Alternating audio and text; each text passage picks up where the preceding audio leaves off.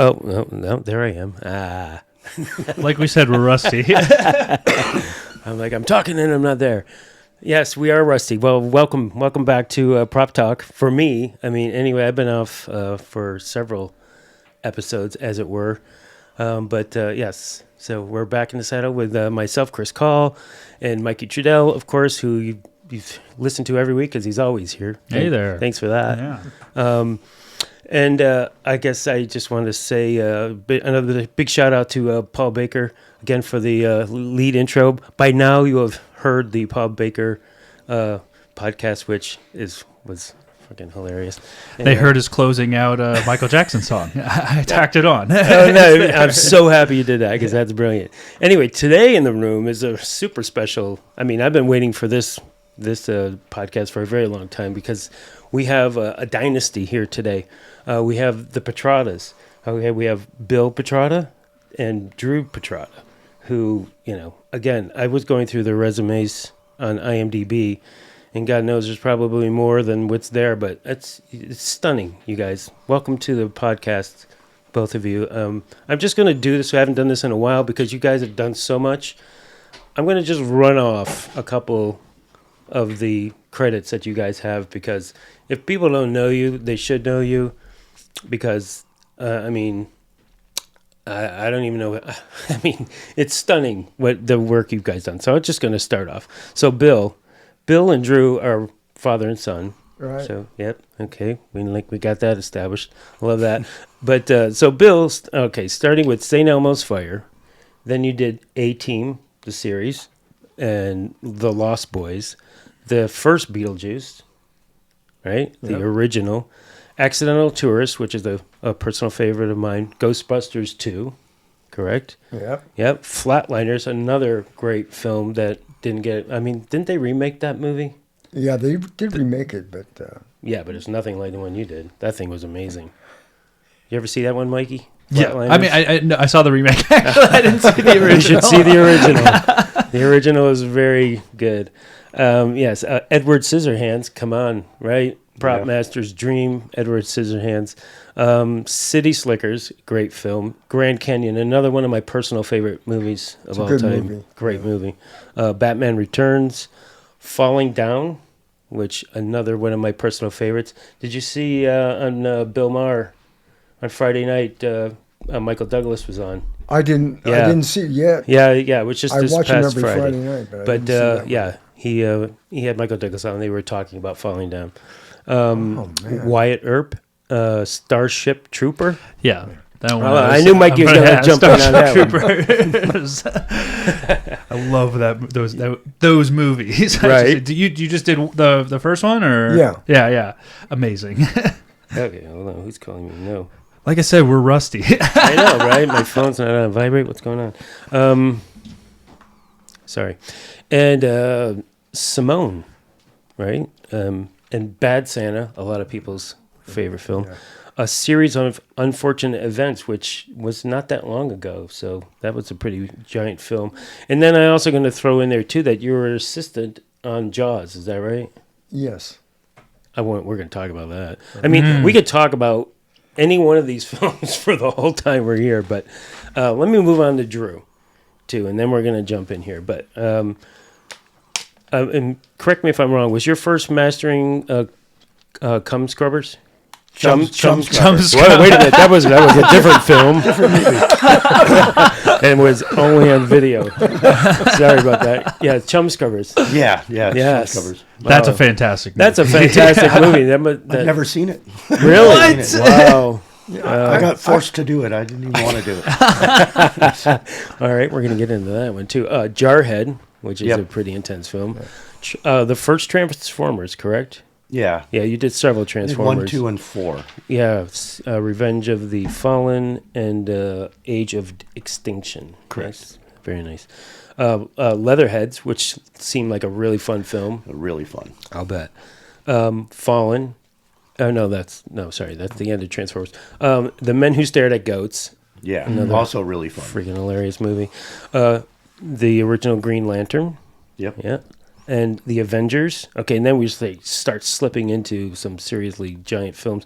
Red Dawn, which again was Well, the remake of Red Dawn. Was that the remake? Yeah. Oh, of course. What am I talking about? And then Hunger Games. You did 3 Hunger Games, right? I did, yes. Because I didn't do the Mockingbird was original 1 and 2. Mockingjay was 1 and 2. Mockingjay. Yeah. Yeah. Sorry. I know Mikey's smiling at me over there. He's like, okay. Red Dawn, right? And then Dunkirk, which was epic. Yeah. Good God.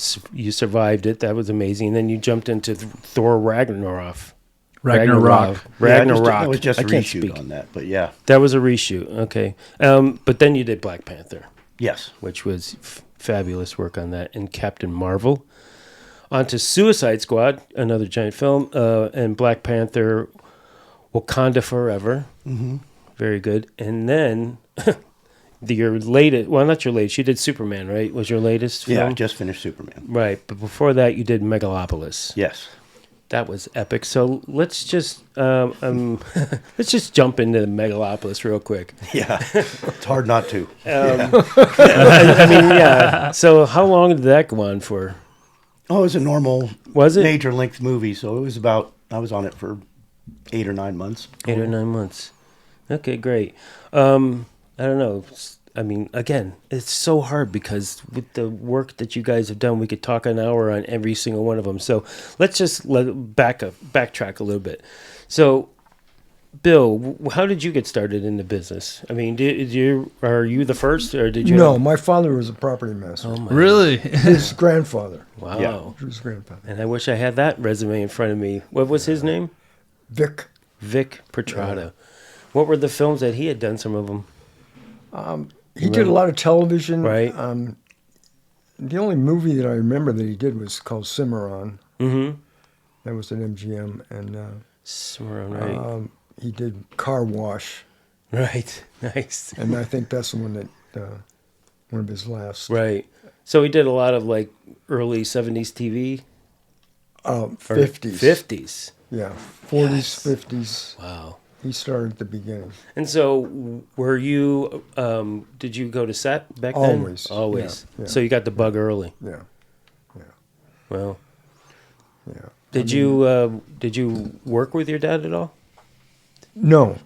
My dad was adamant about that. He said, okay. My brother was also a property master. Okay. And he told us each the same thing. He said, I got you into this deal. He says, we're never going to be on the same stage together. Okay. Because at that time, they had a lot of animosity among the different guys because it wasn't as busy as it is now. Right. And if you were working for your dad and some guys laid off, yep, I hear it wasn't a good deal. So that makes sense. he wanted to keep the familiarity out of it. Right. Did you carry that on? Have you guys worked together a lot? Not too much. No, not much at all. Two movies. 2 movies. Only one all the way through, and then part of another one. Yeah. So we did Little Princess. Okay. Was my first movie working with my dad all the way through. No, you worked on Batman Returns. Batman Returns. But that wasn't all the way through. Now, Dave played. True. I was on second unit, first unit, set dressing, greens. I did everything on that movie. A little bit of everything. Nothing good, but a little bit of everything. And then falling down, I got to work the weekends. I was doing non-union in L.A. was non-union was really big then. I just got into union, so I worked non-union Monday to Friday, and then the weekends they were on a Wednesday to Sunday schedule. Mm-hmm. So the big extra days were Saturdays and Sundays, so I got to work on that on the weekends. Nice. And how old were you then? I don't know, about 25, 4 or 5. Probably, yeah. Yeah, early 90s, so 24 or 5, something like that. Right. So, obviously, too, for you, Drew, I mean, it was just in the blood, right? I mean, did you ever think you were going to do anything else besides? Oh, I tried to do a lot of other things. I failed at everything else, so I had to do this, unfortunately. Wow, well, you exceeded at this. Well, so, thanks. But absolutely. So, did you go to school for something else? No, I went in the Navy after high school. Oh, that's so I right. went in You the were in the military Navy. after high school. Yeah, excellent. And then I was working at ISS, the prop house there in L.A. when I was a kid. I would ride my bike there when I was 14, 15 and worked for Greg Bilson Sr. Right. And then from that, ended up, after I got out of the Navy, went back to work there while I was going to community college. Mm-hmm. And got on some non-union show that turned union. Right. And that's how I got in. Nice. And so, Bill, you got in, so you didn't work for your dad, so you... No. So where I started on the gang. On the gang? Yeah. I worked on the gang. And then I went to college for 4 years. And I worked the night crew at Universal. Okay. Which we just struck sets. Sure. And moved dressing rooms around and stuff like that. Right. Yeah, it was good. Yeah, and so then what was, like, who did you work under somebody for a while? Before, as an assistant? Oh, yeah. Yeah? We had to have 5,000 hours before you could take the test. Right. Oh. Yeah. Well, you should tell them about what the test was like then, because I can remember as a kid. Exactly. The test was... An actual test. Yeah, I mean, the first you had to go into a room and they gave you a script. Mm-hmm. It was usually a TV show. I think I did an Ironside script. Okay. And you had to break it down, and budget it, and turn that in. And then if they agreed that that was sufficient enough for a property master, then you had to go in front of a board of your peers, and they would ask you questions. And the peers were usually department heads or assistant department heads at different studios. Okay. So there'd be a guy from Fox, or there'd be a guy from Columbia. Interesting. A guy from Warner Brothers, a guy from Universal, and Disney, and Radford, which was CBS at that time. And they would fire questions at you. And then you would go sit in a room and wait, and then they would vote. And when I went, it was myself, Johnny Zemansky, and a guy that I can't remember now because my brain is shot. Hey, I'm here. I'm right behind you on that one. So you said they were studio execs? Yeah, they were department heads for property departments. Okay, right. Yeah, they were all prop masters. Right. And were they all union prop masters? Absolutely. Yeah, exactly. Yeah. Wow. So did you pass the first time around? Yeah. Nice. Yeah. But it sounds like a very subjective process, though, too. Like it's all very based on opinion. There's no right or wrong answers, just based on. Oh, there's a lot of right or wrong. Yeah. Or did you have to do anything practical? Like I know 52, you have to plumb a sink and do nothing like that. We didn't have to do anything like that. There was no practical thing. It was just the main thing was the breakdown. Well, first you had to fill out your logbook, and your logbook they gave you, and the different prop masters would sign off. Right. And I worked for probably 20 different prop masters in order to get my 5,000 hours logged. And then you turn that in, and then you pass the test. And then the next thing is you got to get a job, and that's right. That was kind of hard because they didn't want to. I was at Universal at the time, and I think they called me one night on a Friday night about 9 o'clock, and they had just finished fired some prop master on the show, and they said, "Can you take this over?" Okay. I was working as an assistant before, but they had all figured it out. So anyhow, that's how I started. Yeah. Wow. So that's what were like some of your first shows that you did? Joe Forrester. Okay. Was the first TV series that I did, and then after that, I did The Quest, and which was a Western series. Right. So some of these guys that you came up under, were there any of them that stood out to you as like that taught you more? My main mentor was a guy named Solly Martino. Okay. And he taught me a lot. Yeah. He taught me a lot. We did Night Gallery together. Right. And there was a lot of different periods sure involved in that show. You guys probably don't remember. Oh, I do remember. A million years ago. Yeah, absolutely. But it would be different periods. Every show would be a different period. Right. It was like the Twilight Zone. It was similar to that. Right. And Rod Serling was one of the creators. Right. Of it. And so Solly, he was real good. And my brother worked with him for a year too. He just what made him good? I mean, what was it about him that made him stand out from these other guys? He wasn't real easy to work for. Sure. And he was very particular. Mm-hmm. But he would teach you. Yeah, well, that's what we don't have so much anymore. So he would teach you, and these guys would teach you stuff, Right. Because they knew you didn't. That's not expected to know everything. So well, yeah. Well, that's the beautiful thing, right? I mean, you find that now, right, Drew? I mean, for me, it's hard to find guys who actually want to learn, right? Well, they don't assume they know it all right off the bat. Yeah, right. Yeah, Exactly. So, but I learned as much from people that I work with as they do from me.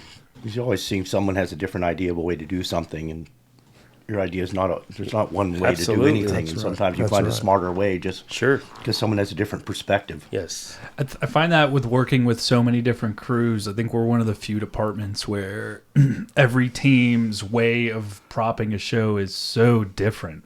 And just the process from the way even that they staff up their shows, like this show that I was working on a couple shows ago, is just like the prop master he's like, oh, how, what do you think about how we're running the show? I was like, well, you don't staff your team up at all the way I would do it, so it's hard for me to even make like a good judgment. Yeah. Like it's good from what I see, it's just different. That's Yeah. why it's important to work for a lot of different people. Because my dad pushed that on me when I started a lot. Was you Right. had to work for as many different people as you could because you learn a little bit from each one, good and bad. Sure. Exactly. But sometimes you learn more from the mistakes they made than from someone showing Right. you the right way. Right.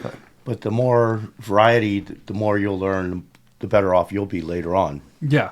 Yeah, absolutely. I mean, I find that because I didn't really have that. When I came up, I jumped right into mastering very early without working for a lot of different property masters. So, my way was kind of like the only way I knew, and I've had to learn that through assistants who've worked with other prop masters as well. And the occasion that I had to work with other prop masters like Chris Packer or whoever. So yeah, I kind of missed that, I missed that boat. I think that would have been great. You still adjust as you go and learn. Sure. Learn, as long as you keep your mind open to learning something Yeah. from any person anywhere. It could come from a DP, it could come from a PA, it could come from a Exactly. director, it could come from someone in Exactly. costumes. Right. It could come from craft service, from anybody. As long as you keep your mind open to learn an idea or another way of looking at it, Yeah. you'll end up better off, I think. You just continually adjust. Right. Exactly. So, and you, Drew, you worked for Jerry Moss, right, for a while? Yeah, I worked for Jerry for over 10 years. Mm-hmm. Prior to that, I worked with a lot of the great old-time prop masters, and Jerry was a brand new, up-and-coming prop master. Wow. And he was similar to you, as he worked at a prop house and kind of fell into being a prop master. Right. And so he was a really, really, really smart man, but very, very different than any of the other prop masters I'd worked for. In what way? Well, in those days, my dad included, but like Barry Beddick or Right. Greg Bilson Sr., Uh-huh. they were difficult to work for, Right. to say the least. Sure. You were really, really put under it. And Jerry came from an area of not understanding that, didn't know how that worked. Right. So he hadn't worked with those kind of guys. Mm-hmm. He also didn't know. He was really so smart, but he approached things differently than they did because he wasn't a set guy. He hadn't spent I a lot see. of time on set. Right. So it let me do that part of the job. And he would listen to what I had to say because he was a Sure. smart man, like I Yeah, said. exactly. You learn from everybody. Right. But, he'd done big pictures before I started working for him, but he was a great guy to work for. My dad worked with us a couple of times. Right. Yeah. But at first, he was such an outsider that none of the established prop masters knew who he was. Right. And he was kind of like this. He and Doug Harlocker were these two guys that came in and were starting to take jobs away, and no one knew who they were. Right. And then they both turned out to be two of the best prop masters in the business. Yeah. Well, that's probably why, right? I mean, because we're seeing that now. Seeing a lot of new young prop masters who are coming up who are like, all of a sudden, they're on fire. Everybody wants them. And then you meet them and you talk to them and you get it. Yeah. So, I mean, because there is a better way sometimes, and in that old school, because my father's not in the film industry. He was a carpet installer. Okay. Working for him was not fun because of that. I think it's that era or something because, you had the opportunity to work with some people who taught you, like you say, Sal was somebody who taught you. Yeah. It took the time to do it. A lot of times people don't have the patience for it. I think they just approached it differently. They were teaching you just with more of a stick than with a carrot. Right. That's all. Yeah. You were learning. That's true. Yeah, you were learning. You had to learn quick. Learn out of fear. Right. Yeah. You didn't want to make the mistake again. But they would let you do things that would allow you to make the mistake. I see. And which is a big thing when I started being a prop master that I failed at was I wanted to do everything and control it all. Right. And you can't. No. You're not teaching other people, and you can't do it yourself. It's just not possible. But they knew they could fix whatever I screwed up. They could fix it, but they let you screw up so you can learn. Well, that's if that makes sense. Great. It makes perfect sense. But 100%. Looking back on it now, that's the way I think. Because that's the only way that you can learn, right? Because again, when we talk about this fact that there is no school for property masters, right? Absolutely. Everybody had to come up through somebody else. Okay, there's journeyman, apprentice relationship. So and that's the way you have to learn the craft is by doing it and failing usually. Yeah, still. Right, 100%. Yeah. And in our job, there's all kinds of different movies too. There's period movies, cowboy movies, Western, modern day movies, and they had, I remember one prop master said, "Man, I wish I could do some of the movies you do." He says, "All I get is bedroom, bath, and these kind of deals where, Yeah. No, I know. Well, you have done a lot of different kind of movies, and I mean, do you have a favorite genre of film? Well, I prefer the westerns. Yeah, I like that. Westerns are fun. They're real good if you're given enough time to do them. That was the one good thing about doing Wyatt Earp. Right.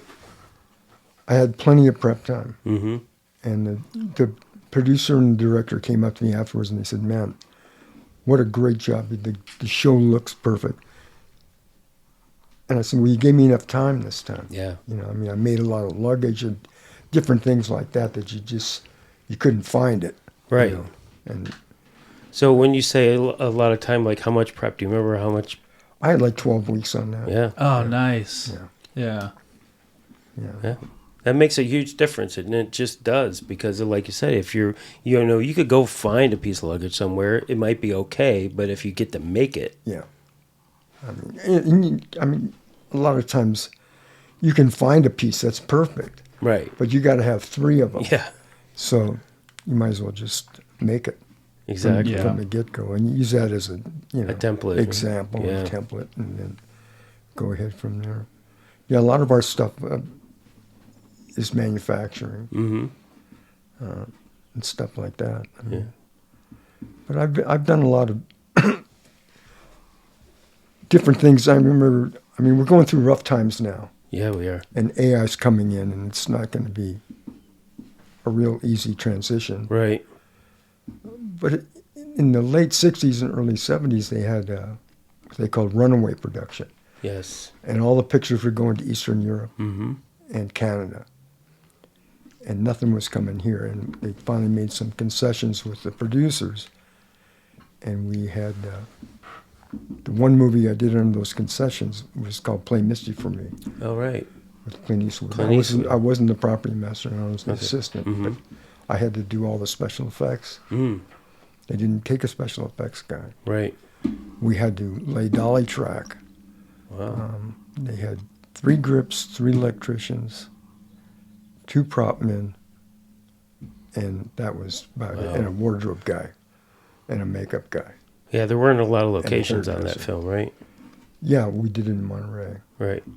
Yeah, but there weren't a lot of sets, right? The main house, no, most of it was exteriors, right? And stuff like that. There was a lot of exteriors, but it was challenging.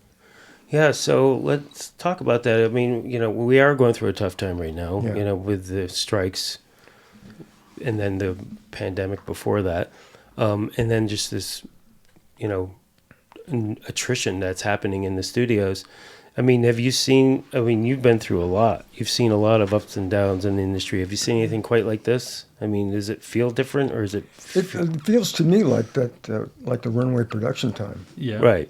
That's what it feels like. The way you're describing it sounded similar, because I feel like a lot of the shows are going to Eastern Europe right now, and or UK also, but yeah. Well, and that was also happening in the early 2000s and late 90s. Because I remember the stickers that were going around, Got Work, that Chris Redmond made when everything was going to Canada. Yeah, I remember those stickers now. Yep. Yeah. And so, I mean, do you feel, Bill, that it's like that it's going to be a readjustment and work's going to come back? I hope so, and I think so. I mean, if I was a movie producer, I mean, I'd want to stay home. Right. These guys living the high life in Beverly Hills, and what do you want to go to Montana for? Right. Budapest. I think it's cyclical. It seems like I agree. I mean, in the 30 years I've been in, or 40 years, it does seem cyclical, but it just seems... It's a little rougher this time. A little bit rougher. This time, yes. Yeah, it's cyclical. I'll agree with that. Well, because to me it feels like it's not the same players. Okay, the studios aren't the same people anymore, right? I mean, true. People who are running these studios now aren't filmmakers, per se. No, but I bet that switches too, because it's obviously not working. When right? you spend, it's all about money and just churning out things and not doing quality. Right. You end up with what we have now, which is a big gap of there's Right. not a lot of good stuff out there. There's a lot of stuff, but there's a lot of good stuff. And I think they're going to wake up to that, because the dollar, people aren't buying it, Right. Yeah. So they'll start making better stuff in order to get it back to where it was. Right. It may take a little while, but... Sure. But I think the other difference that we're seeing is that now, with the runaway production, they're running away to places that do just as good a work as we do here in Los Angeles, right? I mean, there are a lot of centers of filmmaking now all over the country and world that have great crews and all the facilities that we have. I think they've always had good crews, at least in each area, at least A and B level crews. Sure. Yeah. The one difference now is that shipping, and it's mostly like the vendors are now worldwide. Yes. If you had something made, we had the secret shop here to get stuff made. Yeah. That was the best in the world at making stuff.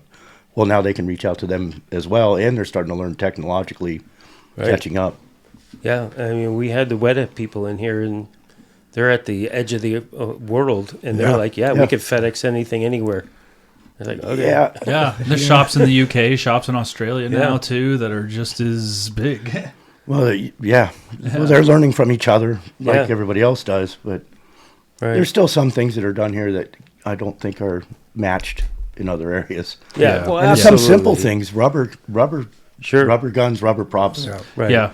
Still the best in the world are made here in Los Angeles, but and you can see the difference. They may be similar. They work. They function. Yeah, absolutely. They're not as good. and we have great weather. That helps. Well, we do have that. Yes. And they're building studios or stages everywhere in this town. That's what I don't get. Yeah, I mean, they're doing something. But again, that's different too. That's investors and not studios. Correct. They're stages. Yeah. They're not studios. Right. The studio system that my dad worked under has obviously been long gone. It's gone. Yeah. And a new version isn't. I don't know. It may go back to what it was. I don't know. Yeah, I know. It could. It seems like history repeats itself quite a bit. Sure. Maybe it'll go back that way and do a lot of more stuff in-house. Right. They used to have the staff shop and the effects shop. Well, that's what property masters were back in the days, right? Where they were the person that ran the people, the house that owns all the property in the studios in the beginning. Yeah, absolutely. I mean, again, it's not hard to get discouraged after the run that we've had, because it's been such a false starts for the past 2 years that it seems dire, and it has been dire for a lot of people, and I'm not going to take that away from people because it has been, but I do believe that it's going to come back. It's really hard on the younger 100%. Like Mike's age, or guys and gals are just becoming prop masters. Yes. Yeah, I'd say it's painful. It's like looking at a lot of like our mentors that we came up under. where it hurts a little bit the most is it's like, okay, you're Chris Pex and a lot of like people like this, like looking at their resumes is like they got their big breaks on like blockbuster films in their late 20s. It's like we're approaching our mid to late 30s now, and we still feel, a lot of us feel like we still haven't gotten that opportunity because of where we are, Well, right, and there's also a lot more content out there now than there was then, and there were a lot more property masters than there were then as well. Yeah, there are a lot more. A lot more. A lot right, more. So. Well, there's a lot more technology today too. I mean, we never had the internet, right? And Google or Amazon. Amazon. You didn't even have a Polaroid, Bill. Yeah. I mean, we didn't have Polaroids. Right. What did you do for continuity? We had a still man on every set. Okay. And he would take our continuity pictures and then distribute them to the departments. No, just for props. For props, yeah. We had our own slate. Oh wow. That's cool. When we were done with the set, it would usually be me. I was the assistant at that time. You would go in and Stillman would take a picture of anything that you wanted. I see. Of the set, and then you had those called the set stills. So if they wanted to do a retake or anything else, they knew where all the furniture was. They knew where the stuff. If you had a table like that with stuff on it, you would tell them to take one picture of that and stuff. Then, if you were doing the retakes, you'd have to go to the still gallery with this. You would get the things from what they call the still gallery, right? Which is where they processed all the still film. Right. So it was like a part at this. It was a office at the studio. Yeah. Yeah. It was a pretty big deal. Oh, I bet. At the studios, and it was. That's something I don't think a lot of younger prop people know, is that on-set dressers are relatively new position. Real new. Yeah. It came in the late 80s, early 90s with the non-union push. Yep. Mm-hmm. So the prop team of 3 people on giant features were 3 people. The prop master, the second and the third. The third did what an on-set dresser does. Right. And they would sketch, right? Didn't you keep a sketchbook as well? A lot of guys would keep sketch, or you'd make a little mark. You'd have like a little marker on pencil, just like it was this. Oh, mark the glass on the table. Mark where it's at. Okay. Yeah. Right. And so if you go to lunch and somebody knocked it over or something, you know where it goes back. Yeah, and you had no monitors then either. No, none of that stuff. Yeah. It was, and I did some pretty big films in those days as an assistant, and it was just me and a prop master. It wasn't. We didn't have on-set dressers. The set decorators crew would come in to open a set. Right. They would be there in case any changes had to be made. Mm-hmm. And once there were no changes to be made and the director bought the set, they went on to do their next set. Right. And we took over the set. It was then it became the prop master's jurisdiction, and that was a union thing. I think that after the director signed off, right, then it's up to us. Right. And there'd always be some time in the middle of the filming. If we could get 2 more lamps to put the camera down, and then you're running. You're running, exactly. I'm sure you did a lot of running. A lot. Yeah. With 2 people on set. I mean, and did you have, I'm sure you didn't have trailers, like 48-foot trailers, right? No, nothing like that. We had it was like a box truck, but it was a trailer. Okay, but it was about the same size and dimensions as a box truck. And right. Each the big time prop masters had their stuff permanently in this, right, which was owned by the studio. All the prop boxes and equipment were owned by the studio. Okay, they weren't owned by individual guys like today, and there was no rentals or anything like that. Right. I mean, it was. So then, did you typically only work for the same studio?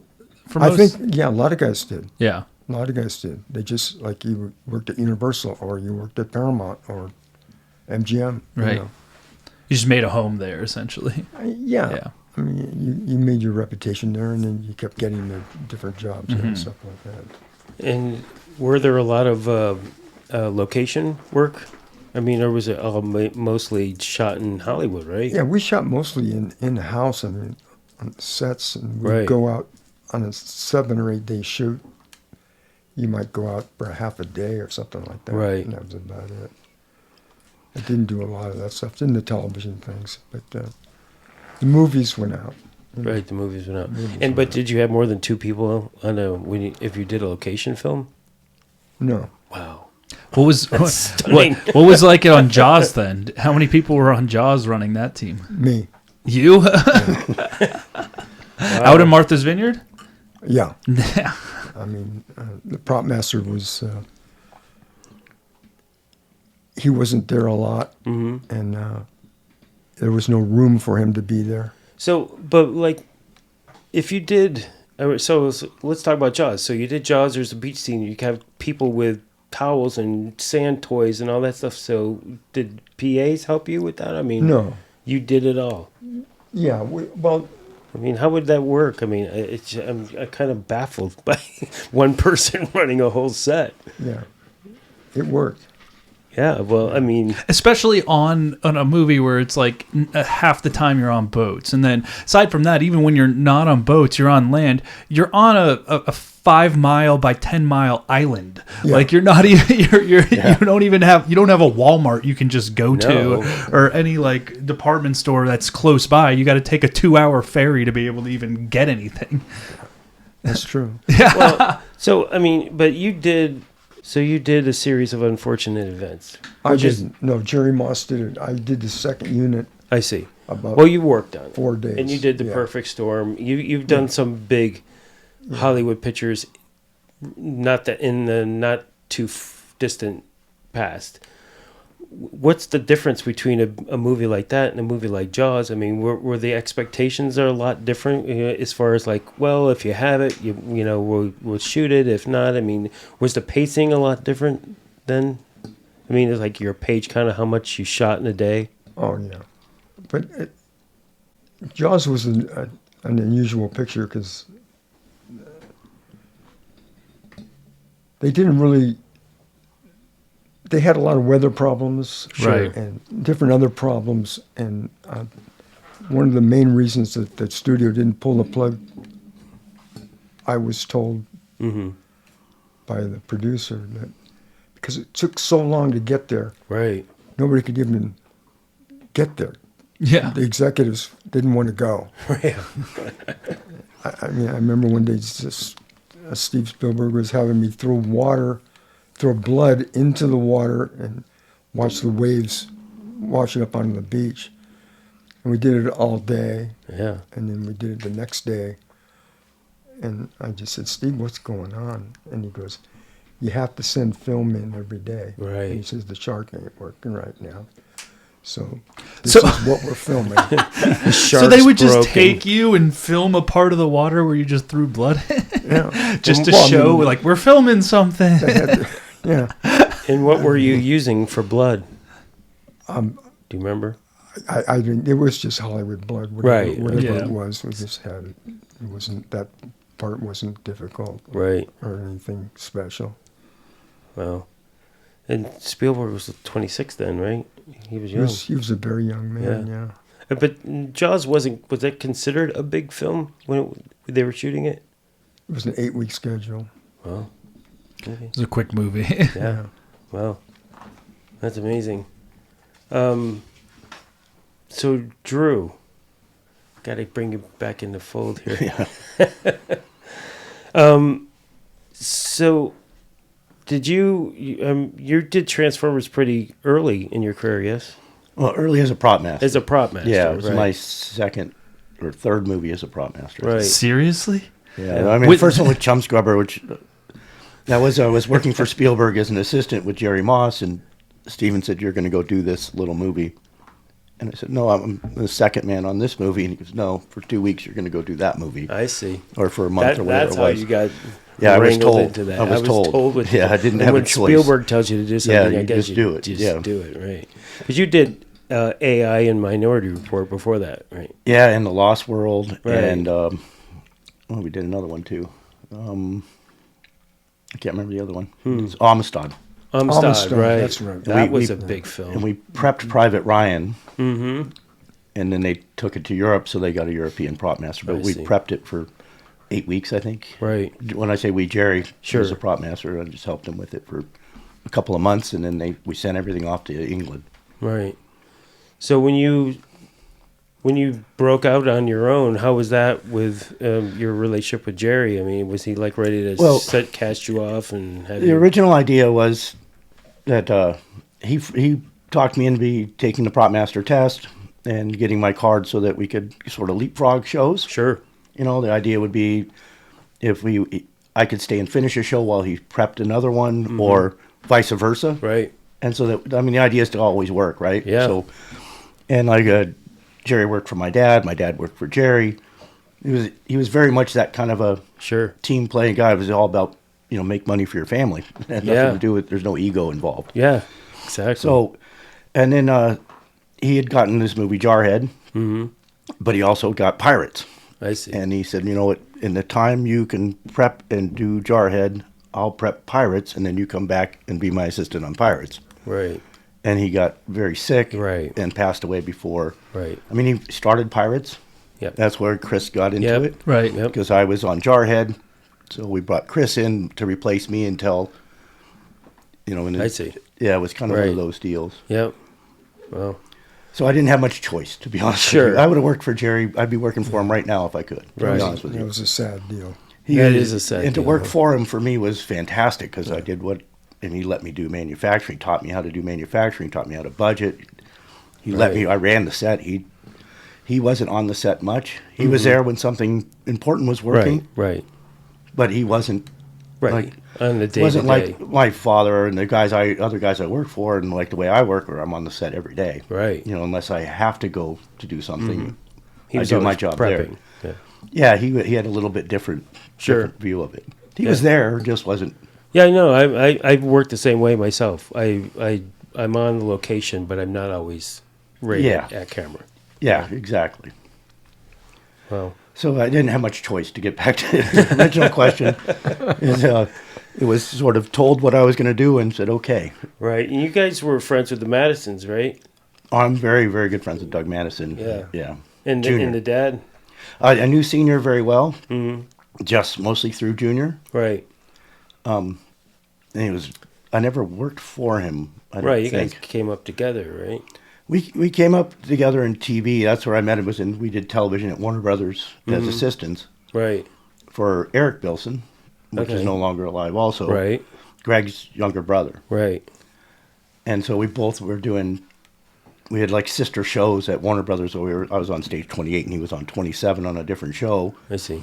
So both as seconds, going back and forth. Right. That's how we became friends. But. Right. Nice. So, I mean, again, it's just like so hard to talk about any one of these films without going all the way down the rabbit hole. Let's keep going down on Transformers real quick, because I don't know, just jump into that. Yeah, I want to know, had you worked for Michael Bay before? No, I had not. I had not met him. He had another prop master that he used quite a bit that he had some sort of an issue with. The interview was very difficult. I interviewed 3 times, I think. Right. With Michael every time? Yeah. Oh, yeah. It was all about Michael. Yeah. And he tested me really hard. I mean, that was a really, really, really hard movie to do. Also, going into that interview, it's like you don't have much prop master experience under your belt at this point, and you're going against one of the toughest directors known. And against one of the best prop masters in the business at the time, too, which was another tough thing to deal with. Sure. The guy that got fired was the toughest. He didn't get fired. He just didn't get fired. He got asked. They were just looking for an alternate. Sure. They weren't as happy. I see. He was a little combative. Yep. They just didn't see eye to eye. They'd done several movies with. Right. Yeah, he was a very, very good prop master. I'm sure. Just a little bit of a personality thing between the two. Right. Which I hear is huge with Michael. Right? And the production designer was pushing me. Okay. And I'd never met him either. Right. His name is Jeff Mann. He's also a very good production designer. That was a really, really difficult movie, though. It finished it. At the end of it, I think there were 3 people from, if you consider us part of the art department, which I'm not sure I do, but it was myself, Chuck Russo, the armorer, and one art director. Everybody else was different by the end. Wow. My crew changed 3 times. The set dressing decorator changed. Right. all the art department changed. The production designer got changed. It was a really, really, really. It sounds bad. It was awful. Yeah. I lost 40 pounds during that. Yeah, so I was going to say. Yeah. And that was mostly because of just people quitting and just not wanting to hang because of how tough the show was. It was just insane. Yeah. It wasn't the show was tough. Michael at the time was really tough. you Right. know? Yeah. And there's a lot of personalities involved there too. Sure. And it was a tough schedule. It was a tough. It was just hard. The locations were hard. It was hot. It was cold. Right. There was nothing comfortable about it. It was Right. never easy. I know. You never know when that show's going to show Now up. I get right? along with Michael great, and I've done several movies with him since, Yeah. and now I understand him, and I know he's And actually a that's the key. really, really smart man. Once Yeah, you 100%. once you learn how to read him, Yes, and that's the whole deal. and you can get him what he wants, it's much simpler. And then he trusts you, and you do what you do, and then he occasionally gets upset about it. Right. That's how cute. That's how Tarantino is too. Yeah. So was it easy to take, like when they came back for the next Transformers movie, was it an easy yes or no, what? not at all. But like you said it earlier, I think, Mike, that everyone had their one chance. Yeah. I knew going into that. I don't know if I remember if I talked to you about it or not, Dad, but I knew going into it that was the make or break. You're going to be an A-list prop master, or you're going to Right. do Chum Scrubbers. Yeah, maybe not that. Fantastic movie, okay? Maybe not that. But that was Jerry Moss got Jurassic Park, and that's what launched him. Yeah. And different. Everybody seemed to have that one movie, and Sure. I knew that was my one shot. Right. And so I survived it basically, and that's how you get called for others. Once people know you can do it, Yep. then you start getting the calls. Exactly. And I'm sure, again, it had to be a tough film for you, as you said. But how did you find yourself at the end of it? Did you feel like, okay, I definitely want to do this? Yeah, I mean, I made some really great friends on it. The director of photography really took me under his wing. Was really, really good to me. The gaffer was really, really good to me. As the crews came and left, we all kind of bonded together. It's Right. almost like a going to war Sure. bond, Yeah. 100%. Like 100%. an in the trenches bond. Yeah. Of I course. just had an evening dinner with a whole bunch of Michael Bay crew members Sure. from transportation and every level, casting. Yeah. And still, we're all really close friends Nice. because of doing. And everyone, once you understand how he works and you understand him, Yeah. Exactly. he understands you and trusts you. It's all good. Right. Prior to that, it's tough. Yeah, you know? I hear you. I had that same experience with the Tarantino campaign. I came in as an outsider, and everybody was dialed in. Yeah, it's hard. And they looked at me like, here's the new meat, dude. Let's see if you're going to make it or not. Yeah, did he test you? Oh, yeah, all the time. Yeah, Bay would do weird things. He tested me on one day about like goldfish.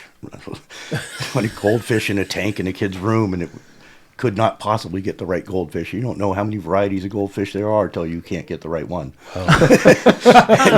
You spend 3 days getting more goldfish. No, not those. The fancy ones with the Wow. Yeah, it was a deal, and it was all just him, I was going to say, just harassing me. Where He didn't did care about the where goldfish. did the correct goldfish come from? What was the right one? It came from Petco. Yeah, right. Exactly. Yeah. The correct goldfish came from you. Just keep bringing goldfish. Just keep bringing them. Yeah, exactly. the 100th I one think he was just maybe didn't it. want to see me. I'd show up to work and I'd be there early, and he'd show up and you're like, "Hey, no, I don't like that goldfish. Go get more." Nice. Okay. Yeah, that's funny. Yeah. Good God. So do you feel like you have a strong desire to do these big tentpole films? So that, No, I've never really had a giant desire to do big tentpole films. I like working with people that are real quality filmmakers. right. I've worked for some of the best directors in the history of film. I've worked with some of the best production designers in the history of film. Every department, I've been able to work with some of the A-list guys, Right. from people Yeah. from every single Makes a huge department. difference. And that's what I like and now that I've been doing it long enough, I know Right. the majority of them, or know Sure. someone that they know anyhow. Right. I like working with people that are good filmmakers. Right. And it cuts out a lot of the baloney when you do. I've done lower budget movies that there's a lot of ego things. Right. You would think it'd be the other way around, Yeah. Yeah. Yeah.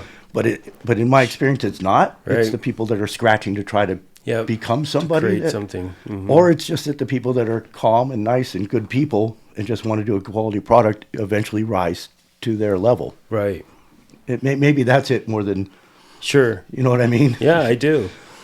Yeah. So I just prefer to work with people that care and are good at their jobs. And enjoy their job, probably, too. Yeah, right? and collaborative. Yeah. You know, if you work with the right kind of people, like I say, we work for costume designers as much as we do production designers. Sure. Absolutely. But if you have the right costume designer that cares, and they know that you care and they trust you, it goes a long way. Absolutely. You know, you can have a really good time and do some really good stuff. But it takes a big collaborative effect. Well, that's the whole thing. I mean, the what we do is a collaborative art, and you know, and if there's one bad apple, it can really screw up the whole works. Yeah. You know, and you know, and when I say bad apple, I don't mean just somebody who's not good at their job, but just somebody who's a jerk. Okay, or they don't difficult, care. or they don't care, or whatever. And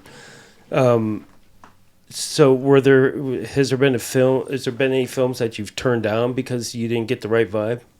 No, I've taken every job I've been offered. If I'm available, I'm in. Yeah. But, Nice.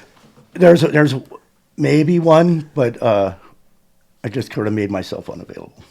I see. For one. Right. And it was a director that my dad actually worked for and warned me about, and I had an interview with him. And the interview went okay. The first interview and the second interview, I came to show him the stuff he asked about, and he completely flipped it on me. I see. I went, oh, I can see how this is going to go. No, thank you. Yeah. Exactly. It's nice when you get to be able to get to a point where you could pick Well, and I choose. had an option, luckily. Yeah, exactly. I had an option. Exactly.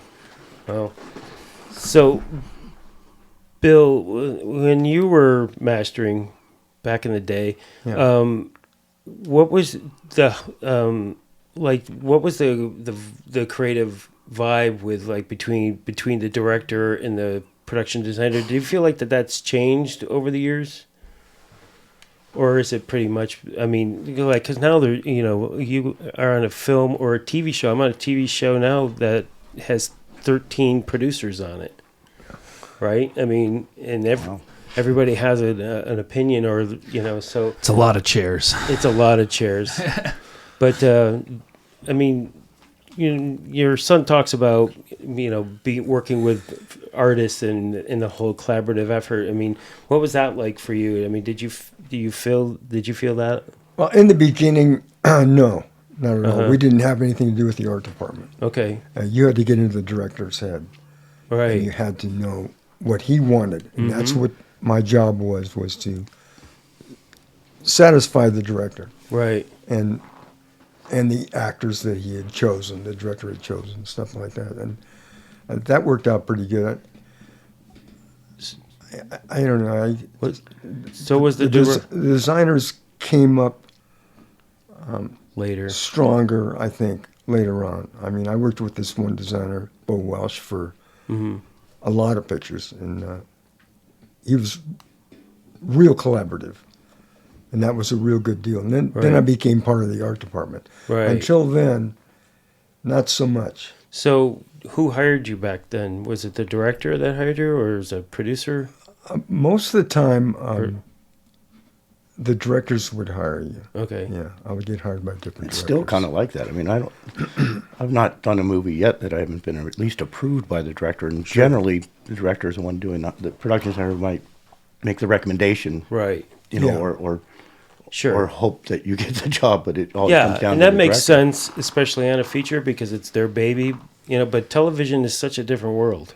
Yeah. Right. I mean, because of course the directors change from episode to episode. So you're working with Isn't the showrunner kind of the like showrunner? Yes, you have to work with the showrunner. I mean, they're the creator, right? Is that usually typically the thing? Showrunner creator.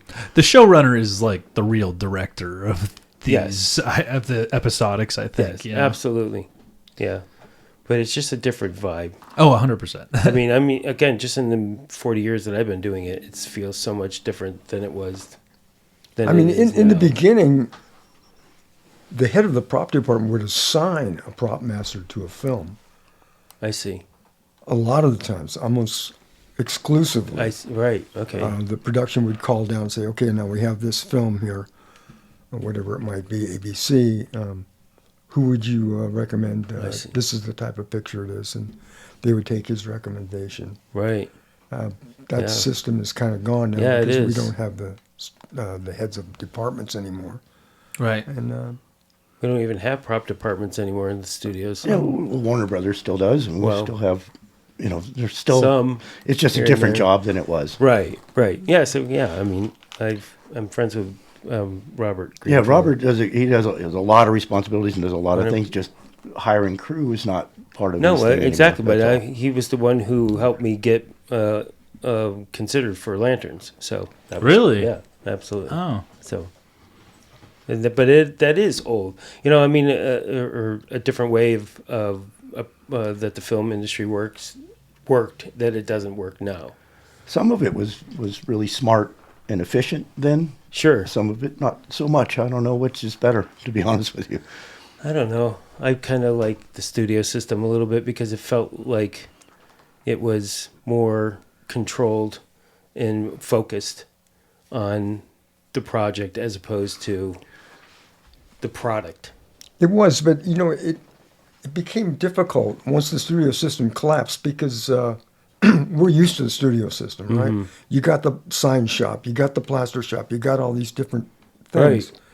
And all of Prop House, I mean, like I might have gone to Ellis 1 or 2 times, which used to be the major prop house in Los Angeles. Yep. And when I was an assistant, you would never, everything came out of the prop department or was manufactured on the lot. Right. Stuff like that. And so once that was gone, you had to really scramble and find out Where to get it. where stuff was. Yeah. And there, like I said, there was no internet and no Googles or anything like that. Right. I would ask him, I Yep. would ask you, Networking. hey, I have to do this and I have to get that. How do I, They used to have this. Their phone book was like the key. Yeah. You had Yeah. all your contacts Yeah, in there. right. Right. resource Or book. the notebook with all the business cards. Remember Yep. those? Yep. Right. Business card. it was just like this, similar, Yeah. but it just had business cards stuck in Yep. it. And you would know where to go get stuff. Where to have a saddle made, you had to go back to Yeah, what you did. 100%. Yeah, exactly. Or someone would give you the information that did it recently. Right. Exactly. And So- that was always good too if you went on location. Mm, The first thing I would do is go scout out a lot of stuff Right. and see where everything is. where everything is in the town. Where's the stationery store? Yep. Where's this? Where's the eyeglass place? I'm gonna have to know. I know I'm gonna get some stuff here, and then go talk to the people there and say, hey, can you supply this kind of things? And just really make yourself known in that little community to. Right. And they were always really willing. I never had a problem with anybody, but they were always pretty willing to help you. Yeah, I've always had that same experience. That's one of the best parts about being on location is getting into the community, Yeah, and living there. totally agree. Yeah. You're just living there for a while. Some of them had some great ways of getting stuff done. I know Jerry had a newspaper. We had a newspaper, Hero newspaper, and we were somewhere in Kansas, and the director wanted to change the headline, change the paper, and ended up going to local paper that couldn't do the job, but a high school did it. Oh, Nice. whoa. A high school newspaper. Yeah. We did a lot of No. things with high schools in those days. If you had somebody sketching or something like that, you'd go to the high school. Where's your art department? Who's the best sketcher here? Right. Who's this? Who's that? And they would help you out. And they were obviously into doing it. I mean, what a great yeah, sure, opportunity for of them. course. And they loved it. Yeah. And did they charge you? I A little bit, but not Yeah. a whole lot. Yeah. I mean, I was an assistant. I wasn't the prop master, but I'm sure They weren't sure they got Hollywood something out of prices. it. Yeah. Yeah, They got exactly. something. Well, I mean, The kids got to come to the set or something like right. that. Yeah. Exactly, because it wasn't all about money then. And budgets were like nothing like they are now, No. right? I mean, what was a budget like on, let's see, let's give it, I mean, you're not, I don't know if you're, like a movie like Beetlejuice, I mean, let's talk about Beetlejuice. Yeah, it was a prop heavy movie. I know, but I mean, how was that for you? It was good. Jerry Moss was going to do that. Okay. And then they pushed it. And he got another job. And So I'd worked with the designer before. Do you remember who that was? Bo Welsh. Oh, Bo Welsh. Yeah. Okay, good. And so he called me and he said, "Hey, listen, Jerry can't do this show." And now I'd become available because I had been fired from another show because I got fired a lot. Oh, really? You got fired once. I got fired a lot. Who's counting? But it was a lot more than once. Twice, for sure, and probably 3 times. But anyhow, I became available, and it seemed like every time I got fired, I became available, and I got a great job. Nice. I mean, just great job. You've been vindicated. The one I got, it was just a bad mix. Sure. Sometimes it is. So anyhow, that's how I got that. The designer recommended me, and I went in and talked to Tim Burton, and he was he and I became pretty good friends. Yeah. A good guy. Good guy. Yeah, I've only heard that. And then you did Edward Scissorhands with him. Yeah. So I want to talk about Edward Scissorhands a little bit. I mean, so as far as the Scissorhands, was that something that you were part of designing in any way, or No. Did you manufacture them? Nope. So that was It was part done of by an costumes? outside guy, and I'm trying to think who the guy was. And it's a big effects Yes. type guy. I see. And of course, I didn't get along with him because I get the script and I'm reading. I'm going like, oh man! I said, Tim, how are we going to make these hands? He says, oh, well, this guy's got it covered. Just go talk to him. So I went. I called this guy on the phone and I said, how are you going to do this? I said, are these things going to? He says, well, they're going to fit on the actor's hand. And I said, are they going to be real sharp or how are you going to do it? Right. He goes, no. I said, listen, I need them real sharp because this has got to do a lot of stuff. Right. And he knew what he was doing, this guy. Uh-huh. I can't think what his name was now. But a big-time effects guy. And he wasn't the effects guy on the picture. Right. He had his own shop. And he said, no. He says, we're going to take care of all that. And he says, and you don't have to worry about it because I'm sending 2 guys with the hands. Okay. Yeah. Okay. Yeah. Walk away from that, baby. That was, yeah, exactly. The hard thing about Edward Scissorhands, the one thing about Edward Scissorhands, that was we had a lot of ice carvings. Mm-hmm. And Tim Burton called me in one day and we were still prepping. We'd been shooting for about a week or something. And he calls me and he says, Bill, I want to talk to you about the ice carving. And I said, okay, what about it? And he goes, well, he says, showed me a sketch. He said, this is the sketch that I want. And I said, okay. I said, I called ahead of time. We were in Florida. And I said, there's about 4 or 5 big-time hotels here that can do ice sculpturing, and it's not going to be a problem. And he goes, well, he says, you see the base that statue's on? I said, yeah. He said, well, that's 6 feet off the ground. And I said, Tim, we're in Florida. I said, you know how humid it is? We're going to do it in the guy's backyard? Right. And he's going like, yeah. So here's the sketch. The statue is the figure is 11 feet and it's 6 feet off the ground. Right. And then That's a lot of Just ice. standing up in the air like that. Jeez. So did it last? no, No. it lasted the first 2 days, and then 2 days is pretty good. well, it wasn't. I had to call sculptors and everything else from LA, and they came out and So it was acrylic or did something. acrylic. Yeah. And, Which makes more sense. yeah. But then it blew down in the backyard, and it was a tragedy. It was bad. I'll bet you have a lot of great stories It was a about bad day. tragedies on set, Bill. Bad day. Yeah. Yeah. Wow. So,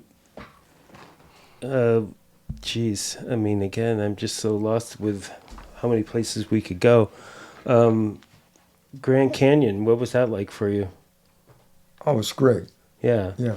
I'd worked with the actor before, Kevin Kline. Mhm. And I'd worked with the director on 2 or 3 pictures, Larry Kasdan. Yeah. He was, a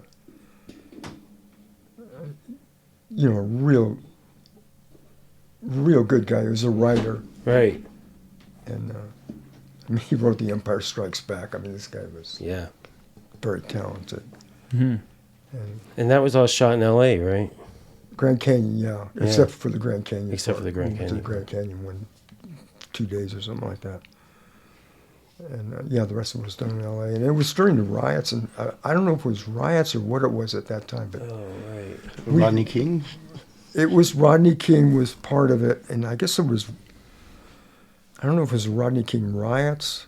I guess it was, because we were shooting down on Jefferson at these railroad tracks, and you could hear machine guns going off all night long, and we had all LAPD security, and we'd go, what's that?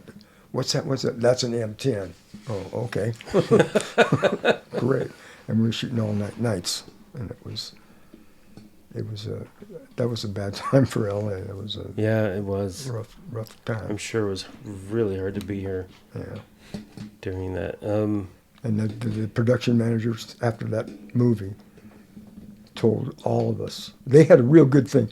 Larry Kazan had his first AD and the production manager and him, and all three were producers on the film. So if anything, decisions had to be made, they were made on the set. It wasn't, let's call the writer, or let's do this. And the producer and production manager came up and he said, that's the last picture we're doing in this town. That's it. Yeah, interesting. Yeah. Well, there's another thing I want to ask you about before I jump back to Drew. Since you've been doing this for so long, had you always been doing chairs as a prop master? I mean, I know all the prop people have this thing about chairs, but was that something that you did back in the day? Always? Yeah, always. Yeah.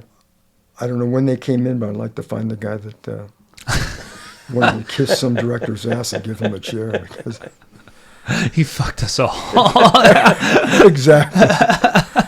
I don't know. I've made a lot of money just with chairs. Well, I know. Weeks and weeks and weeks on shows with nothing but chairs.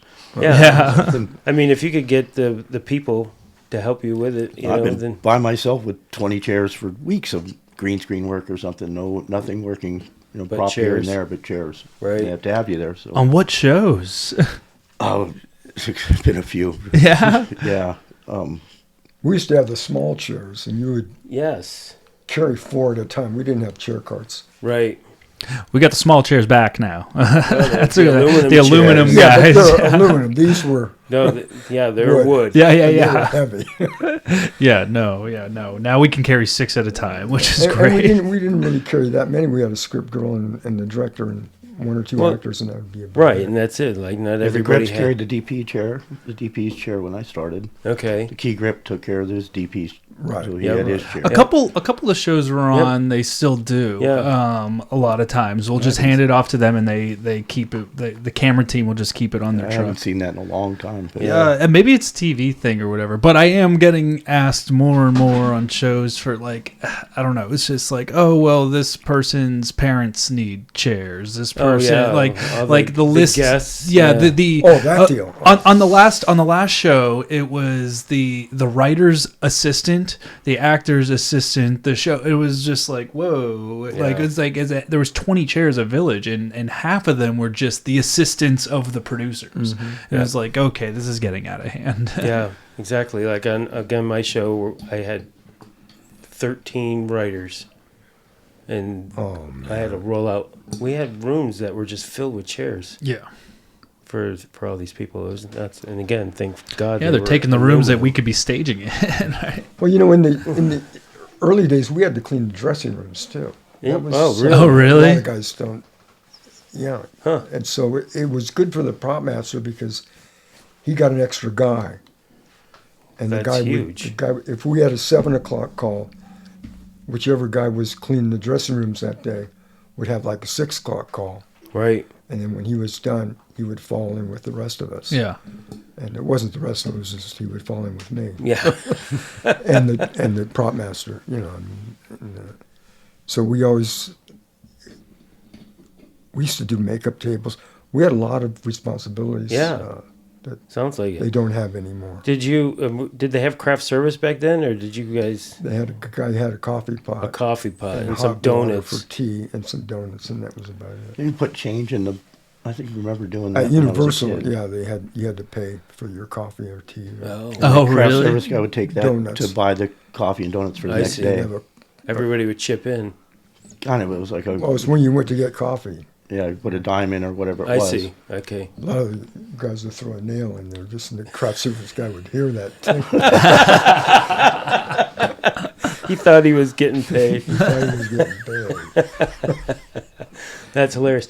Now, did you, with the dressing rooms, did you have to set them up in any way? Did you have to, No, we had to clean them. Just to clean them? Yeah, they were set up already, and we had to vacuum them, dust them, empty the trash cans, whatever it was. That was, Did you ever find anything interesting in there that some actor left behind? It's not a good time to talk about that. Yeah, that's the episode I want to do, Bill.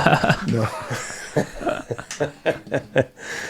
Okay, so Drew, let's talk about Megalopolis now. I just can't stand it any longer. Oh, yeah. You've never worked with...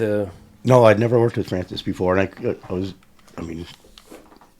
couldn't wait to do it for the stories. Right. And I've got a lot of them. Not many I can talk about on here, but no, there of course. are a lot of them. But how did you come about getting on this? Well, production designer friend of mine, Beth Mickle, met with Francis. He sought her out to do this movie. And then she brought me to him, so I met him in Georgia. He had flown into Georgia, and I was there on another movie, and we went to dinner one night, which was really cool to have him. Say. The first time you meet him is sit down, and he just started telling stories and started showing me videos of what he had shot previously. Right. And explaining the story to me, and then we played actor games, which he's famous for. What's actor games? He is the most unique director I've worked with by far. Okay. And he would do stuff with the cast. We had let's go. It's so much. I'm sorry, but yeah, it's all good. Go. Our last 2 weeks of prep, we had the whole cast. Mm-hmm. We're on our location, but they weren't rehearsing the movie. Oh. They were doing some scenes rehearsals, but we had to provide tables of random props all over. Some of the stuff in the movie, most of it not in the movie. Okay. And he would do these exercises. He does actor exercises. A very actor-oriented director. Yes, absolutely. Prior to one scene we did, which in the movie doesn't seem like a difficult prop scene, was really, really difficult. It was a food scene, a breakfast scene where two characters are talking to each other and they go back and forth. Well, he hadn't played ping pong for about an hour and a half before we did the scene. And told me we need a ping pong table and ping. By then you're just like, okay, whatever you need. Yeah, whatever you need. So we got a ping pong table and do this, and it was all about the actors beforehand. We'd spend half our mornings doing actor exercises, games. Yeah. And these random props, did he give you a list of random props, or did you say gave me bring some me stuff ideas? through? He gave me some ideas, and then he's very communicative, so he would text me or call me and tell me, hey, tomorrow can I get 16 more of these or 4 of these, or I need this, that, and the other thing. And he has a way of doing, which is kind of cool. He's old school guy, and to him, the prop master is his right hand person. Nice. So he would call me for everything, and it didn't matter what it was. Right. He knew that he'd tell me it would get taken care of. Exactly. I could relay it to whatever department needed to know it. Didn't have to do it myself necessarily. Yep. So I had, excuse me, I'm sorry, I'm getting over this. Oh, it's all good. Yeah, it's all good. I would get regularly 5 a.m. phone calls of what he wanted for the day. Right. That had nothing to do with what we were going to film for that day. Whatever. And it just, after a few weeks, you start figuring out what it is, and you just go, okay, just get as much of this stuff as I can. He was very, very nice, very sweet to us, really, really good to us, to the prop department. Right. The art department had a really hard time. Really? Other departments had really hard times. We had no problems. Why do you think that was? Because we were there with him on set. Right. And he doesn't understand what it takes to make something happen, like build a set. I see. He doesn't understand. I don't think he understands all the minutia that goes into building a set in a modern film. And he wanted to do things that aren't done anymore regularly. Like, you've heard of people doing 3-wall sets or 2-wall sets. Well, he had multi-purpose sets. Was his idea was you could shoot in one direction, it's one set. You turn around and you're looking into another set. I see. Wow. So it's one. Yeah. And it was he doesn't communicate very well. Sure. For us, our stuff is quick, Right. relatively, compared to You can run to the store. 400 carpenters building Right. a stage full of sets. Yes. So there were it made it really difficult for the art department. I'll bet. They're the best art department I've ever worked with, and it was really hard on them. I'll bet. How Really long hard. of a shoot was it? It was, I think it was 80 something days. I think we went over a little bit. Right. I don't know, 80 to 90 days somewhere in there, like normal Right. movie Right. length. But it was every day was interesting. I'll tell you that much. We never knew what we were going to sure. get. So when you're working on with a director, like the UPM and the line producer have probably worked with them before. They No. They haven't. No, So he hadn't worked in 20 years. oh, that's Right. fair. That's fair. I mean, he had his main producer is also his script supervisor, and she's been with him since the late 60s or early Right. 70s, Oh. and she's his business partner, producer, Sure. and his script supervisor. So she's there all day, and she makes most of the time. A lot of the decisions came from her Right. because she's his right hand person, really. But when it came to the making stuff happen, it was our department to do. So as far as the budget goes, and that's a hard thing to predict when you're first getting into the show. What do you bill that to? Do you, like budgeted, this is for Amort. It's just crazy. Strangely enough, I think I came under budget. Oh, even with all these. Because, well, a lot of things got cut out. I mean, everything we budgeted for, it all changed because they couldn't have. It was his money. And he had these wild ideas of sequences to do that were way out to lunch. It's really difficult to describe to you, but dance numbers with. Right. I mean, it was really I mean, I wild. saw the trailer. I haven't seen the film. And so we budgeted on that, and then they realized they can't afford to do it. Right. So it gets cut out. But they never took that money back away from me, so I was able to finish nice. the movie with the you started last minute with. stuff. Right. And none of it was that difficult. Right. It was all last second. Was Sure. the problem. It was all his mind is always. He's a writer. Right. He was the writer, and it's always changing. Right. So it'd be middle of the day, and something would change for the afternoon, and you're just trying to do what you can to get it done. Yeah. Did you see the film? I did. Did you like it? I enjoyed it because it's just something that I'd never seen anything like that before. Right. I don't think it's a great movie, Right. but I think it's a really interesting movie. Yeah. I don't know if I didn't understand it when I read it. I don't really understand it now, but I'm really happy I did it. Yeah, I bet. Neither do the critics. No, they're so wide. I mean, some think it's the greatest movie ever made, Yeah. and others think it's a giant train wreck or Right, the biggest right. piece of crap ever made. Yeah, absolutely. Well, I mean, that's the same thing with Joker. Joker got horrible reviews. The second movie? Yeah, Yeah. I loved it. I didn't see I thought it it yet. was great. Yeah, I mean, people are like, "Oh, it's a musical." I'm like, "Yeah, so what?" I mean, the musical numbers were good. I mean, and Joaquin Phoenix's performance was insane. that's what's cool is it really was his vision and his art. Yeah. You know, that's what he wanted to do. It's his money. It's what he wanted to do. I think it's really cool that he did it. Right. Exactly. I don't know that. That's why no one would, no That's one why else you got no financed studio it because money, right? it Exactly. was way out there. Yeah, it's definitely way out there. I mean, that's those interpretive types of films. Either they're going to hit or they're not, and that's kind of like the gamble, I guess. Yeah, but as a director for a prop man, you can't ask for a better guy. Well, that's he what I'm brought me talking back for about. reshoots 3 times. Yeah. Flew me back to Georgia to do reshoots with him. So all shot Just sit in down and Georgia? showed me the movie several times. Yeah, that's what I'm You know, talking just the about. 2 of us sitting in his hotel room. Right. Which he bought the hotel and turned it into this thing, but I sit there with him. He was sitting there in his underwear, and we watched the entire movie on a screen. Well, Big screen in his room. It was really cool.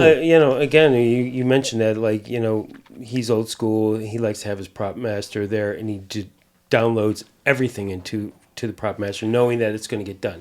That's the relationship I like to have. Yeah. With directors as well. It's great when you get those. And that's why, like, with chairs, it's like, okay, you want to give me chairs? Fine, I'll do everything. That's the way I look at it. It's like, I want to be your go-to guy. Absolutely. Okay, and if it's not my job, fine, I'll pass that information along. But because you become indispensable to the director, and that's why you got along so well with him, where everybody else couldn't. There's a picture of me holding his chair. It was like our first or second day of filming that got all over the internet somehow.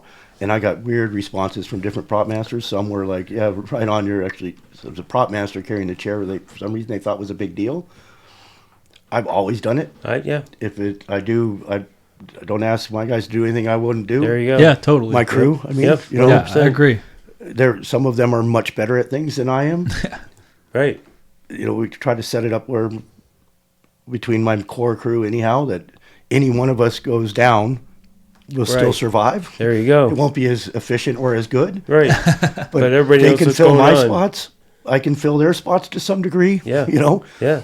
And that's Yes. the same thing. That's what I really enjoy doing, is that part of it. Yeah, exactly. It's the collaboration. As far as other, like, because you worked with Nolan, you've worked with Michael, but you worked with a lot of like super big directors. What do you feel like working for Francis is the most like valued you felt by a director as a prop master, or has there been other situations? No, equal maybe, not as most. I mean, Nolan, you bring up when we did Dunkirk, it was just me. I mean, I had Hannah Hinkle, my assistant, was in LA the whole time, and we were in Europe with different crew. When I wasn't here, it was me going by myself, picking up a crew in each country we were at. Right. He's an amazing director, so smart and so together. Right. He doesn't need as much because he knows what he's doing. Mm-hmm. Yeah. He really knows what he's planned. He knows every frame. He's the antithesis of Coppola, really, because Coppola kind of wings it. Nolan he knows exactly what he wants to do and what he has to do. Yeah. And I like working for both types. Sure. It's just good filmmakers are good to work for. Yeah, you learn. Exactly. You're appreciated. Well, that's the key. Okay, because if you're appreciated, you could do anything. Okay, but if you're being yelled at or or disrespected, that's what makes it hard. I had a whole lot of that, other than the first movie with Bay. Had a whole lot of that. There's occasion I get along with most people and most directors. I get along with really well, and we have good rapport. Yeah. Well, again, most people that get to that level, though, are very quality people who know that it's important to get everybody's opinion, just like it is for us. Right. Ryan Coogler, the director of Black Panther. Right. When I interviewed with him, he had a notebook, and it was about a 2-hour interview, and he was constantly asking me questions that had nothing to do with that movie, but about how to do things or how you would do a situation, and he was writing in his notebook. And about halfway through, I said, am I passing? What's going on with the notebook? And he goes, no, well, you've been doing this a lot longer than I am. I'm trying to learn. Wow. Oh, that's cool. I watched him on the 2 movies I've done with him, watched him go back to that notebook because he did it for every department. Right. And he just really wanted to learn. Yeah. He wanted to learn what you were doing. He treated everybody with respect, but he would go back and go, okay, visual effects, and look at his notes of what someone told him. Was that specifically so if he has an idea and he wants to ask something of that department, so he knows what he's asking, what it's going to take for that person to go through the steps to get there? I think so. I think he wants to be a complete filmmaker and wants to understand the process, and it'll make his decisions smarter, and then he understands what they're up against. He's a unique individual that's really, really tuned to people. Yeah. He does it with his cast. He does it with every department, though. He's really interested in what you're doing and why, so that he can learn.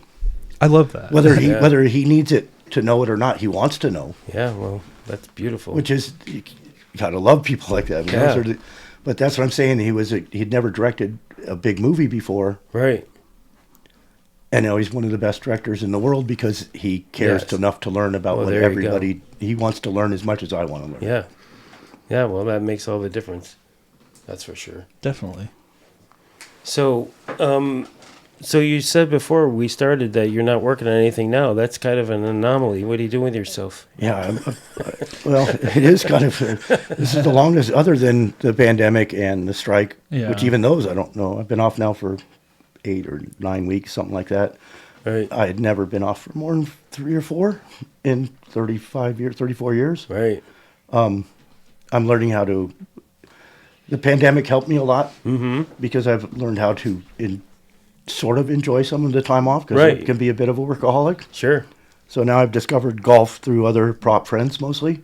So you're a recent golfer. Fairly. I mean, I did it a bit off and on, but an recent addict to it. Nice. And now I play 5 days a week, 5-6 days a week. Whoa. Still not very good, but you go outside, you're in nature. Yes. You walk 5 or 6 miles, you get a little bit of a workout, and it clears your head a bit.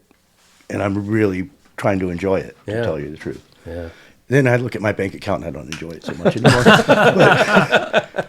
Yeah, I know. Teaching me how to be retired someday, I hope. Someday. Someday, but not anytime soon. No, not anytime soon. So you love what you're doing. I do, and I'm not old enough. But right now, it is slow. If I were 62 or 3, I might think about it. Right. You said you have kids, right? Yeah, I have 3 kids and 3 grandkids. 3 kids and 3 grandkids. Any of them have any interest in being a prop master? Unfortunately, a prop master, no, fortunately. But I didn't either, so who knows? How old are they? My youngest, my son, is 21, and he wants to write. He likes to write. Thinks he wants to direct. Oh, cool. He may or may not do it. I don't know.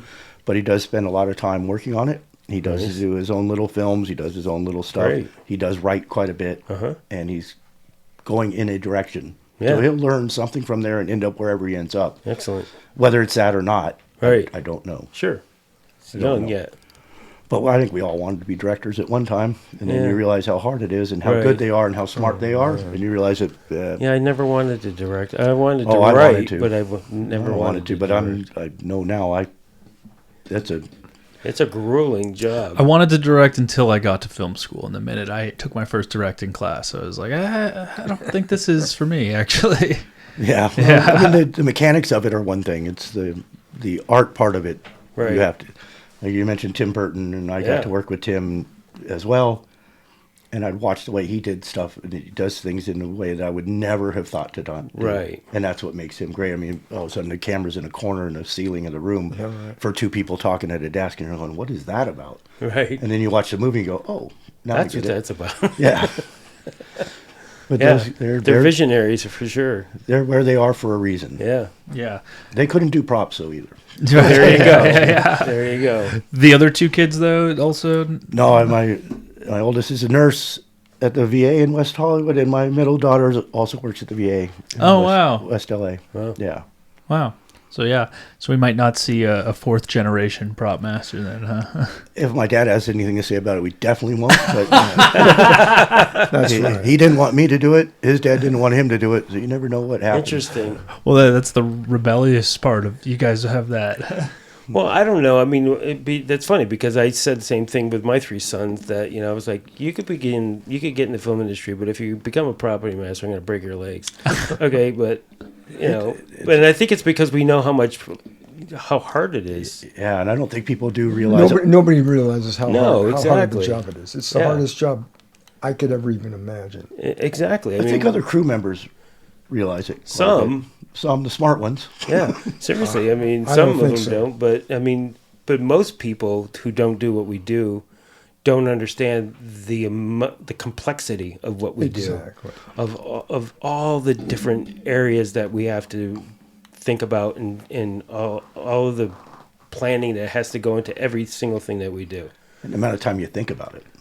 Yeah, So yeah. once you're on a movie, you're never off. Right. The minute you get on a movie, you're starting on it. That's right. And it's weekends, Yep. nights. Yep. I mean, for a long time I couldn't sleep. I'm pretty good at it now. It doesn't bother me anymore. Right. I keep a notepad next to my bed Yep. because I wake up and think about something. I'll Yeah. write it down. Yes, so you don't forget it. I know one of my Hannah that works with me. She writes herself emails, so she'll get up to 14 emails in the morning. Nice. I'd rather just write it down or forget it. But I don't think anyone realizes that until you do it. How much dedication it takes just to get absolutely. through the day.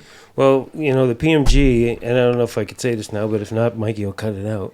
But the PMG is doing we're doing a magazine, and it's coming out soon. And one of the articles that the education department is doing is something that I came up with called the anatomy of a scene, where you take a scene from a movie, and then you print that, the scene, whatever it is, and then go into the breaking it down of what you need and what it takes to get to the end of that. All of the different things you have to do to make Don't that forget scene the come. options you have to think of Yeah, all based of that. on the characters that Yep. you're dealing with. Yeah, absolutely. The Personalities options. and characters. Just talking about, somebody with their glasses, an actor shows up with his glasses. Okay, so the glasses, are they, his glasses? Are you going to use his? And if they are they AR coded? If they're AR, what type of AR coating? That's right. What color AR coating do you want? Or does the DP even want AR It coating? doesn't- That's yeah, a new thing yeah. now. Is they don't want Really, it. they want the reflections. Quite a few of them don't need Most it anymore. DPs now rather not have it because AR coating doesn't get rid of the reflection, and that's what people are not. Well, and it also gives you a tint that you Yeah. might not want. Yeah, exactly. So it's fun. I did the one for the first magazine. It was a lot of fun. So to give people a general idea of what it is that we actually have to do, the breakdown. I mean, because It'd be interesting to do from different time periods too. Yeah, Because absolutely. I think about AR coating when I started, and you correct me if I'm wrong, but they used to have another lens that was a flat lens sometimes. Yeah, that's right. You know, they That's put what- in a flat They had lens. that before the AR coating. Yeah. we Nice. have flat lenses, and they looked really weird. Were they super noticeable too, or I don't did they do the trick? They did the trick. Sometimes. Yeah, sometimes. I mean, Now it's the CG now. A lot of times Yeah. we've yeah, had multiple pairs where there's some with no lens, so we Right. can add the lens in because it's better than having the reflection. Yeah. Right. that makes sense. Huh. Wow. And yeah, I think the magazine actually, the first issue might be coming out right around the time this episode's dropping. so- Fantastic. So, I just promoted myself. Yeah, so I think we'll be good. I love it. Well, I guess we won't keep you guys any longer. Like I said, I mean, we only scratched the surface, but it's been great having you guys in here. And One more question. oh, okay. How would Jumanji? Jumanji seems like it would be one of the most fun things. Well, Watching you know it, what? anyways. I did the second one. Josh Roth, I think, did the first one. I'm Oh, pretty did he? was Yeah, the yeah. prop master on the first one, so it was a lot of recycled props Yeah. that he had already done. Sure. It was fine. It was just kind of a job. It wasn't Yeah. as much fun as you'd think. Oh, really? Well, because I didn't get to do he got to do all the cool stuff of Right. figuring out the hero things anyhow. Yeah. From Right. the icon. I did get to remake the map and did a lot Nice. of versions of that, and that was kind of interesting. Yeah. But Josh did the other part of it. Is just a sequel. Right. You know, it was a good job. Yeah. It was a very good job. Where did you shoot that? Yeah. Well, it was based out of Atlanta, Georgia. Right. But then we went all over the place. We went to Dumont Dunes. We went to another sand dune area. I can't remember the name of now. And Hawaii, Canada. We went to. Right. Have you spent most of your time in most shows in Georgia in the recent, like past 20 years or so? Not 20, maybe. My first one there was the second Hunger Games. Yeah. Catching Fire, and I mean as a movie based there Yeah. anyhow. Their tax incentive became good. That a lot of bigger movies were based out of there. Right. So more than I thought it would. Sure. But quite a few. Yeah, quite a few. Yeah. Quite a few. Yeah. A big majority. A lot of the bigger movies were made there because of the incentive is better Yeah. than it is in Right, California. right. What a concept. Yeah. Oh, now that it's not good enough, it can't beat London. So Right. Yeah, or, that's or true. Australia or Right. Or Or- those are also non-union, so they got that going for them. yeah. But So- I actually enjoy it. I like Georgia. I like it a lot. So it doesn't bother me. Yeah. It's just home away from home now. Yeah. Well, welcome back. Is there any film that you were up for that you didn't get? That Recently? you wish that you no in your career, the one that you that got No. away. Not that I can think of. Nice. I'd never looked at it that way. It's Uh-huh. always been if there's a director I wanted to work for sometimes, Sure. or a production designer I wanted to work with sometimes. Yeah. But no, it's basically been what can it fit into the schedule? Can I do it? Right. And if I can do it, then I generally want to do it. I'm not. Sure. It's not an ego based thing. It's a work. Keep my crew working. Yeah. Keep myself working. Yeah. There was a period where some people got real egotistical about what level of job they would do, and I Right. think that's a mistake as well. Yeah. Because you just wanted when I started, I made it tried to do lower budget, middle budget, different periods, cover as many bases as I could, Right. to make yourself as valuable as you can. Yeah. Then it turned into you get offered a job, take the job. Right. Right. I mean, luckily I got offered good jobs. Yeah. Most of them, are Yeah. really good jobs. So Yeah. it's not been no. The short answer is no. There's several I wish I could have done or I would been available for. Right. I got called for several that I wish I'd Like what? had the opportunity. I'm not going to say. Okay. But is there anybody that you haven't worked for that you want to work for, with or for? You know, director-wise or production designer-wise? Or? Right now, I got nothing off the top of my head right now. Oh, that's great. Yeah.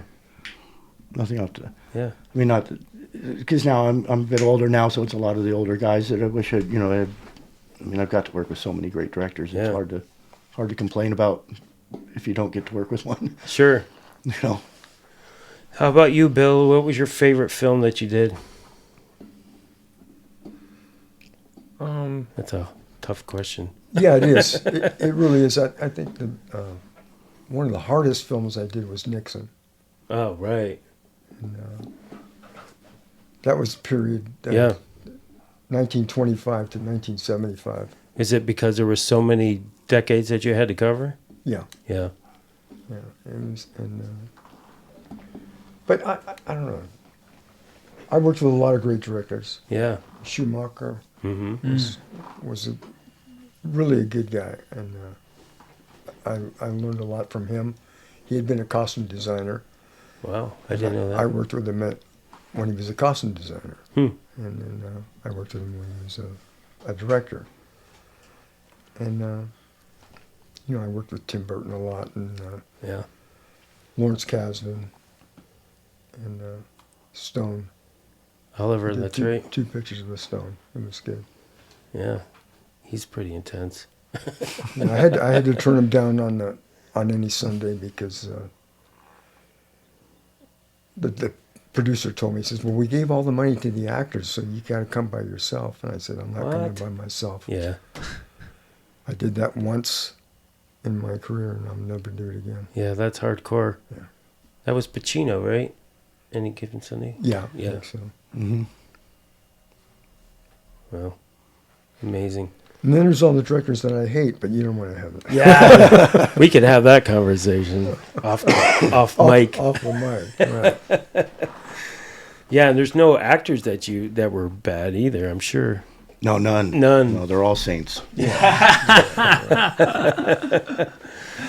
Oh, actually, I'm being honest, most of them are pretty good people. Yes. Majority of them. I'd say It's funny, the majority. TV actors are the ones that give you the more problems. And Yeah. the feature actors, they don't seem to have that Yeah, and the old school actors, that again. problem.